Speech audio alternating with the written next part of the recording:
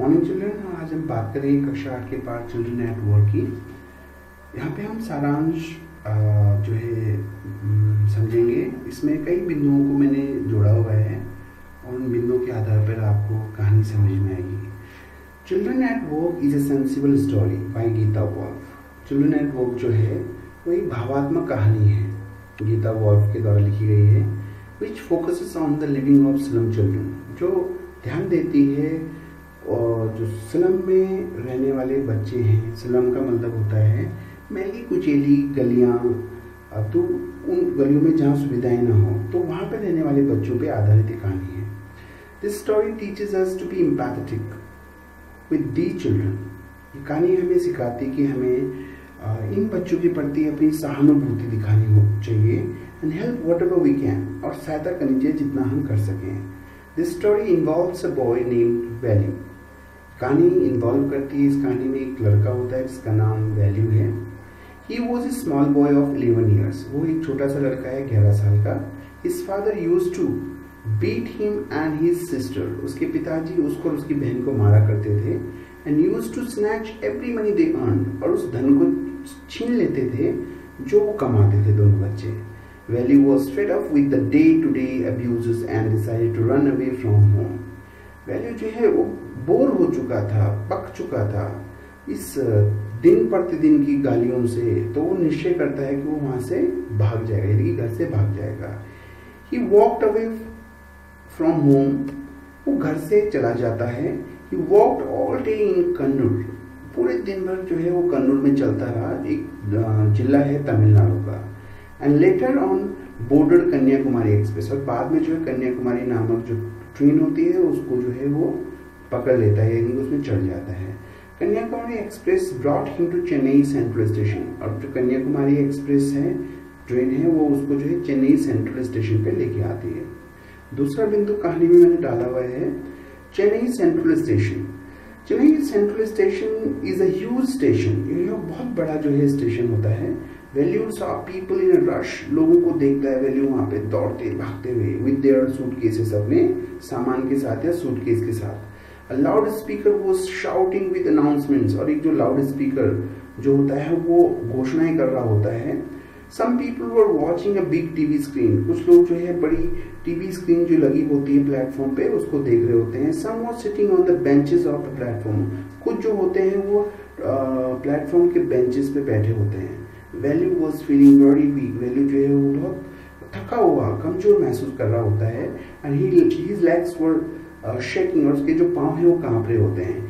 He had come to Chennai in an unreserved compartment. वह चेन्नई जो है एक अनारक्षित डिब्बे में आया था। सिटिंग नियर द गेट, और बैठा हुआ था उस ट्रेन में गेट के सामने।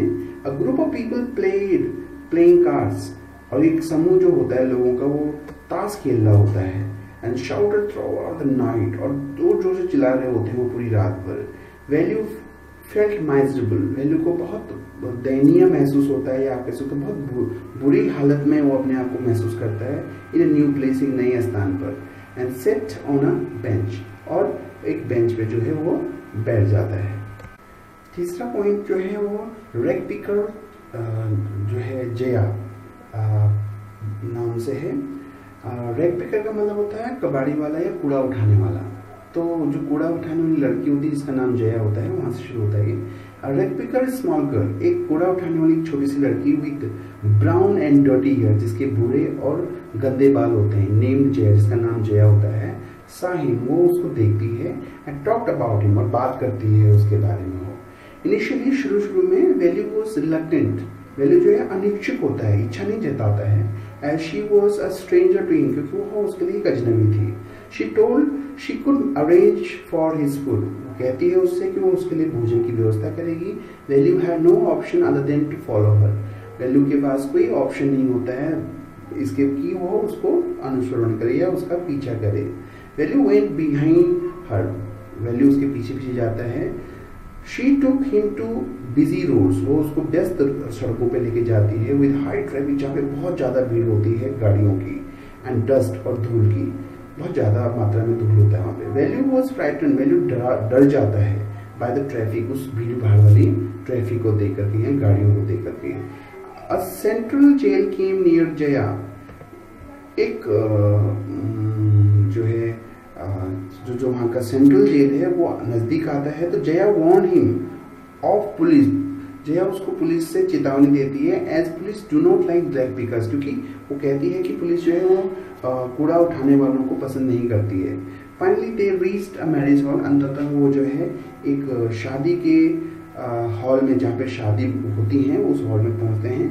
There was a big garbage pile. वहाँ पे एक बहुत बड़ा ढेर होता है, पाइल मतलब ढेर कूड़े का। Jaya found 2 bananas and a vada. Jaya को जो है 2 बनाना, 2 केले और एक वड़ा मिलता है वहाँ पे। She gave a banana and a vada to Velu. वह एक केला और वड़ा जो है वैल्यू को देती है। Velu was reluctant to eat left over food. जो छूटा हुआ या फिर आधा अधूरा खाया हुआ भोजन जो है उसको खाने में वैल्यू जो है अनिच्छा जाहिर करता है। थ्रोन इन अ डस्टबिन, और जो फेंका हुआ होता है कहाँ, डस्टबिन में यानी कि कूड़ेदान में। बट ही वॉज हंग्री, लेकिन वो भूखा था। And there was no other option, और उसके पास कोई अन्य ऑप्शन नहीं होता है। वैल्यूज न्यू जॉब, वैल्यू की नई नौकरी। दे आर टुगेदर, कोई साथ साथ है। Now Jaya took him to on home. Jaya उसको अपने घर लेके जाती है। It was a slum house, यह एक मैली कुचेली गलियों वाला घर था। Made of broken steel sheet, जो कि बना हुआ था टूटी हुई चद्दर की या फिर स्टील की चादरों से। एंड अदर यूजेस मटेरियल्स, और जो फालतू चीजें होती हैं जो जिनका प्रयोग कुछ नहीं होता उन मटेरियल से, लाइक जैसे कि एक पुराना टायर से, प्लास्टिक शीट से, एंड ब्रिक्स है, ब्रिक्स मतलब ईंटें। Jaya gave him a big sack, एक बड़ा सा सेक देती है, कि बोरा देती है उसको। और ask him to help her, और कहती है उससे कि वो उसकी सहायता करे। Velu was curious about why Jaya collect uses materials. Velu जो है बहुत मतलब इच्छा जाहिर करता है जानने की कि जया आखिर ये जो फालतू मटेरियल है इसको क्यों इकट्ठा करती है, फालतू जो चीजें हैं। जया एक्सप्लेन, जया ने उसको व्याख्यानित करा। She sells it to a scraper, वो कहती है कि वो इसको एक बड़े से कूड़ा इकट्ठा या कबाड़ी वाले को देती है, बेचती है। Scrapers send it to factories, और जो कबाड़ी वाला होता है वो उसको फैक्ट्रीज में भेजता है। Where these plastics and paper are recycled, जहाँ पे कि ये प्लास्टिक और जो पेपर है वो पुनर्जीवित किए जाते हैं, यानी कि दोबारा से यूज में लाने के लिए बनाए जाते हैं। इनटू अ न्यू वन, मतलब नए तरीके से जब वो आते हैं वो चीजें। हाँ, value was not happy with job. Value जो है खुश नहीं होता है अपने काम के साथ में। It decided if he gets another job, और वो निश्चय करता है कि कहीं मतलब अगर कहीं उसको दूसरी जॉब मिलती है तो he will leave this dirty job, वो इस गंदे जॉब को छोड़ देगा। तो थैंक यू सो मच। आशा करता हूँ कि आपको समझ में आया होगा। समझ जहाँ पे कन्फ्यूजन होगा प्लीज़ आप मुझे व्हाट्सएप के माध्यम से भी बता सकते हैं।